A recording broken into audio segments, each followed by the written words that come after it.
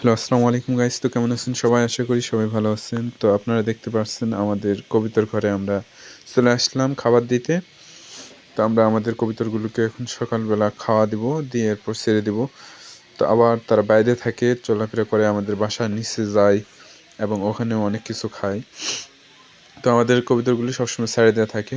তো আমাদের কবিতরের মধ্যে সবচেয়ে বেশি হলো গিরিবাজ কবিতর। এখানে বেশিরভাগ গিরিবাজ কবিতর আছে। আর ৩ থেকে ৪টা আছে দেশি, আর সিরাজি এক জোড়া আছে, আর আমাদের শার্টিন আছে ৩ পিস।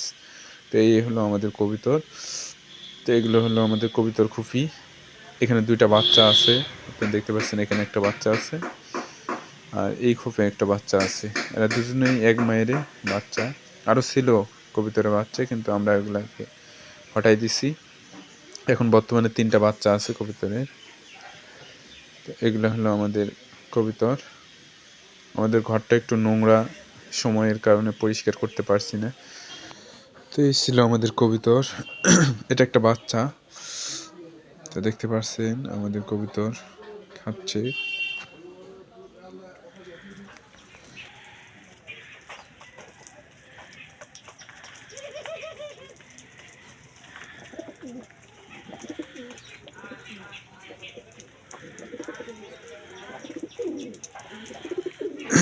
এরপর আমাদের ঘুঘু।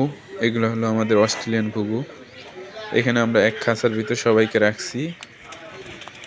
এদেরকেও খাবার দিলাম, এরাও খাবার খাবে। এখানে ৩-৪ কালারের ঘুঘু আছে আমাদের কাছে। তো দেখতে পাচ্ছেন সবাই একটু ভয় পাচ্ছে।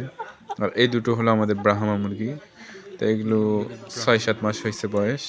তো কোনটা মুরগ আর কোনটা মুরগি আমরা চিনতে পারছি না। আপনারা যদি বুঝতে পারেন তো আমাদেরকে একটু জানাবেন। তো এই দুটাই ছিল আমাদের ব্রাহ্মা আমাদের কালেকশনে। দুইটা ২ কালারের, একটা হলো ব্ল্যাক আর একটা হলো হোয়াইট। এই ছিল আমাদের কালেকশন। তো দোয়া করবেন সবাই।